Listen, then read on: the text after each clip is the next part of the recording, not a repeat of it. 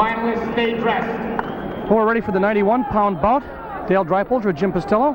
We have John Pauley from Section 3, New Hartford High School. And we'll listen to the PA announcer if we can pick this up. Season's record 29-2. John Pauley, coached by Tom Pauley. John Pauley from New Hartford High School. At 91 pounds from Maine-Endwell. From Section 4, 16-year-old sophomore with a season's record 26-0. Coached by Fred Marcello, Mark Gumbel. And Jim, we're ready to go. Unusual, we have a sophomore. Gumbel, as we talked about before, it's unusual that a sophomore make it this far in the States. In this weight class, 91 pounds, of course, there has been sophomores, juniors. Because we see right away, Pauley gets a takedown for 2 points. Yeah, at 91 pounds, you've got to be, you don't find many seniors in high school at 91 pounds. No. Right now, Pauley controls, they go out of bounds. Matt King, who had to be considered one of the favorites in this weight class from Section 5, was in second at 91 last year, was defeated earlier in the preliminaries, as a matter of fact. So this might be a little unusual situation with Pauley and Gumbel, though Gumbel's got a great record for Maine-Endwell High School. Pauley went on to defeat the boy who defeated King, and quite decisively, 7-0. When you get this far, it's trite to say, but anything can happen as Pauley controls Mark Gumbel. 2 referees, incidentally, to make sure that there are no mistakes made. The coaches will catch you occasionally sitting in the background on chairs to give advice to their wrestlers. Maybe say something about the 2 referees. What we're using here is a main referee and an assistant referee. The assistant referee will stay off the mat, and that he does just what his name applies. He assists the head referee in making calls that maybe that the head referee is out of position to see. And Jim, you should know something about that being an official, as right now Gumbel is trying to come out the back here. The referee signals that Pauley's still in control, but right now Gumbel's... Right now Pauley's hanging on for dear life, I think. We get a stalemate call. Jim, you might explain that quickly. If no wrestlers can advance, they could be locked up in a certain position, and neither one can embetter that position after maybe 10 seconds or so. The referee will call a stalemate, gives the boys a fresh start. And a fresh start they get with just about 30 seconds left in the first period, as Mark Gumbel from Maine-Endwell is in charge and also in the lead, 2-0 over, John Pauley's in the lead over Mark Gumbel from Maine-Endwell. Section 3, John Pauley on top, gold uniform. He's got a one-on-one and an arm bar. What he attempts to do to that is, of course, turn the boy over for back points. How long do you have on one page? Of course, there's no riding time in this. If you're not familiar with college wrestling, as we wind down here in the first period, there is no riding time, so... And right there, the period ends. So in essence, the boys are going to have to do most of the scoring. We haven't had as many overtimes this year as I've seen in the past, but there have been a number of overtime matches, and we'll talk about those considerations. They come up right now. Referee flipped a little disc, and that gives the wrestler choice of whether he wants to start in the top or the bottom, and Gumbel is on the top with John Pauley on the bottom right now. Just starting the second period, Pauley ahead, 2-0. Right now we see a little bit of leg control here by Gumbel as he trying to get some back points. The man in the bottom is actually in a little better position to score in terms of things he can do. He can escape, he can reverse. The man on top actually has to turn him over. Right now there might be some considerations as the referees look on, Jim, a little bit about stalling. We may get, as right now, Pauley's cranked over by Gumbel. No back points. He called no back points. Potentially dangerous. Well, the fans don't like that, but that's what happens. Incidentally, potentially dangerous means just that. If the referee feels that one of the wrestlers is in danger of being hurt, he'll stop the move, and he did right there. Right now, we're adjusting some headgear, but Jim, we'll see a lot of those potentially dangerous. Yes, they try to protect the kids. That's one of the main reasons. One of the main jobs of the official is, of course, to protect those kids. And if it looks as if there's a dangerous situation come up, they'll call that potentially dangerous and allow the kid a chance, not to get hurt. We had quite a few injuries in this tournament so far. Yeah, it's a good point. There were a number of injuries, and I don't think anyone is running scared, but they definitely are. The referees are in charge, and they did a nice job on that because there was a danger of an arm being hurt.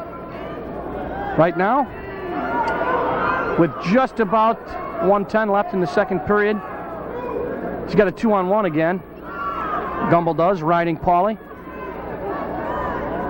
Pauly's going for that hand control. Of course, he can't do anything from the bottom at all unless he can get that hand control and move.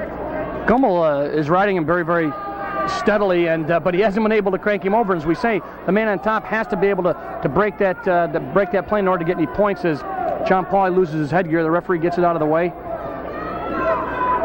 Right now, Pauly's actually in a pretty good position in terms of he does no points scored against him. Gumbel's got to strive to get some points now. We've got just about 30 seconds left in this second period. Right now we get a warning for stalling. Yes, Pauly was just warned for stalling. John Pauly, quickly, Jim, you might tell us about this warning and stalling. Well, if the official thinks that the boy's not wrestling aggressively to get out from the bottom, then he could be warned for stalling, and it goes the same for the boy on the top. If he isn't aggressively trying to turn the man over, go for those back points, and he can be warned for stalling. And Mark Gumbel was aggressively trying to turn John Pauly over, but John Pauly wasn't aggressively trying to get out, so we had the warning for stalling. Right now, sit out, step over by Gumbel, countering Pauly very effectively. Pauly should score here in these last 15 seconds. It's pretty important. He's going to be on top with Gumbel's chance to score, and Gumbel looks pretty tough. Yes, he does. He's cranking over, trying to get, he got a figure 4 on the head, he rolls through. Another roll. No points. And we're going to have an end of this second period in just about 1 second, right there. So John Pauly from Section 3, New Hartford High School, very effective job, although he was warned for stalling, and Jim, that could have some effect in this third period. It could. He's got to aggressively try to turn him over now. If he doesn't, he could lose some points. 1 point the first time, another point the second time, and then his third call would be 2. And then eventually, if that did happen, you could end up with a disqualification. Now, these boys don't get the states by stalling, I don't think. Good point. All right, we enter the third period. John Pauly, New Hartford, on top now of Mark Gumbel, Section 4, from Maine-Endwell High School. Pauly riding Gumbel, 2-on-1, controlling the hand, controlling the body. I think he'd like to get some back points here to add to that 2-0 lead as he switch, re-switch, try to turn in, control the head by Gumbel. Doesn't work. Control the hand, tries to roll.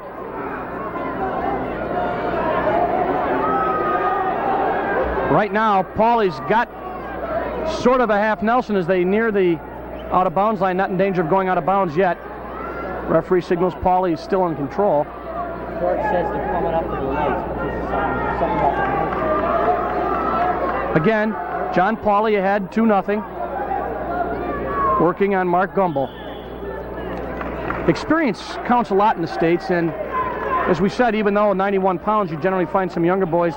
Once in a while, you'll find a junior or senior at that 91 pound in weight class, and experience counts a lot. Right now, Gumbel is down 2-0, and he's got his work cut out for him. 1:11 left in the third period, although he's in a good position being on the bottom.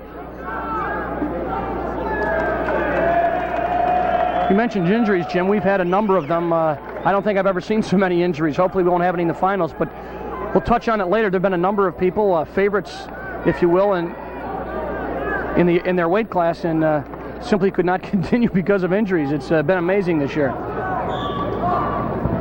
Nice move by Gumbel. Nice first move. He's got to put him in a series. Controlled easily. Now Pauly gets in a dangerous position with exposing those shoulders to the mat, but he comes back up on top. You notice they control that opposite arm. That's a good ride.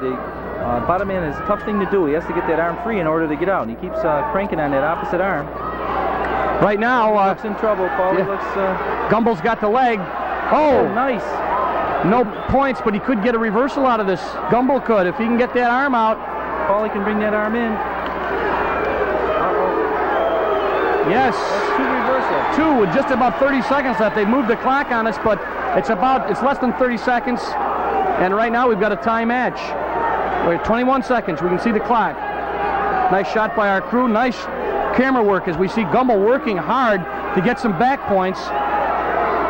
Locking up the arm, trying to bring him back in. Force the head down. Pauly's close to getting out. But now Pauly, if he can get that head out, is going to get a reversal. Does he?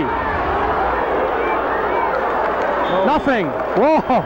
A lot of action at the end. We have a 2-2 match. This is going to be overtime. What a way to start, Jim. As we said we were going to talk a little bit about overtime. We might as well do it now since we've got since we've got this first match between John Pauly from Section 3, Mark Gumbel, tied 2 apiece at the end of the regulation. Jim, what happens in overtime? Both boys right now, they'll get a 1 minute's rest. And when that 1 minute is up, they'll both go on and they'll wrestle 3 1-minute periods.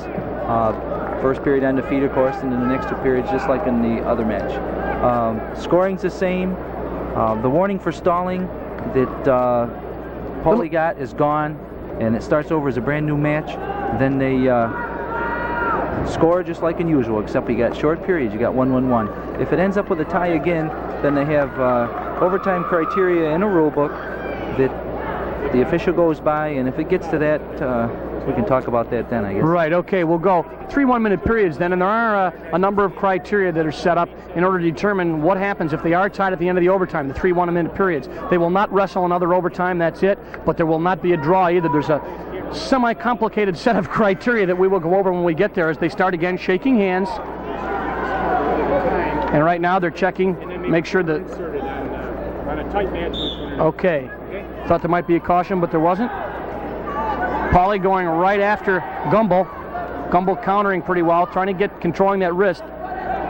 Takedown's very important in the overtime match. It's 2 points.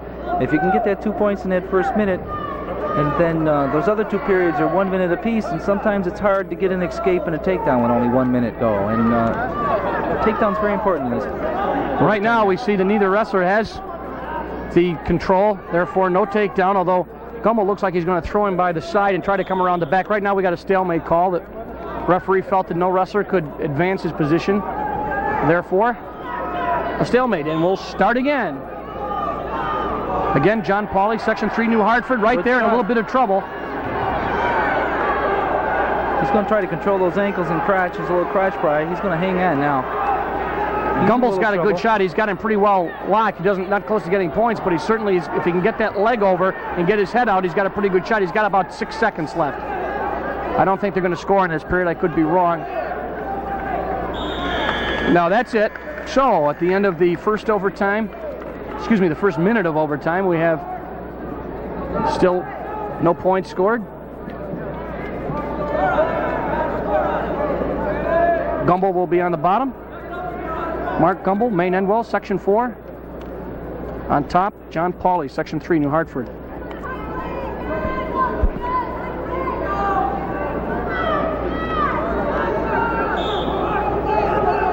Stand up by Gumbel.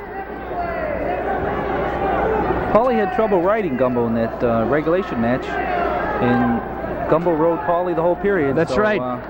Brings him to the mat with some authority there. We got a timeout. We got an injury time. Jim, I think everything that can be happening in wrestling is happening in this match. How about a little bit of explanation on your injury time? Both boys get 2 minutes injury time, and he has 2 minutes. The clock will start. He'll get 2 minutes to recover from the injury, and this 2 minutes goes for the whole match. So each injury keeps adding up. If a boy uses 1 minute, then the next time he gets injured, he only has another minute left. Well, they're ready to go. The coach doesn't want to use much injury time. Yeah, he might need it later. Right now, we've got 47 seconds left in this second period. 1 minute period in overtime. Gumbel controlled. Appeared to be a little dazed after that. He was brought hard to the mat on that, but apparently he's all right as he is being ridden hard by Pauly from New Hartford. Pauly controlling that far side arm, trying to get the half in. You can see that Gumbel's got his head down, and if you have that down for a long time, it seems to indicate to me, Jim, that they're having a little trouble moving on the bottom. Yeah, you'll hear the coach yell, "Get your head up, get your head up." You'll hear him yell that all day. It's been a long day for these boys. Here it is, 8 o'clock at night, and they've been wrestling all day yesterday, all day today. Let's see. Pauly was just warned for stalling. Yes, he was. Pauly from Section 3. Then that could be an important factor in the criteria if this match ends up tied at the end of this period.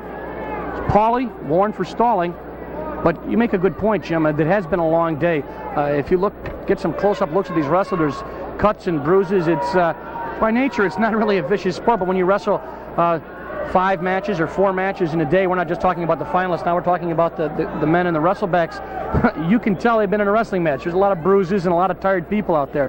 Right now, Gumbel rides him from the opposite side. Pauly. And right now, Referee indicates that Gumbel is still in control, but Paulie's trying to control the arm, try to step over, continue. He got the leg over, elevated by Gumbel, nothing yet. Paulie shot that switch in a hurry. Gumbel's countering very effectively. Right now, Gumbel got out of that. He was in a little trouble there for a while. Yes, he was.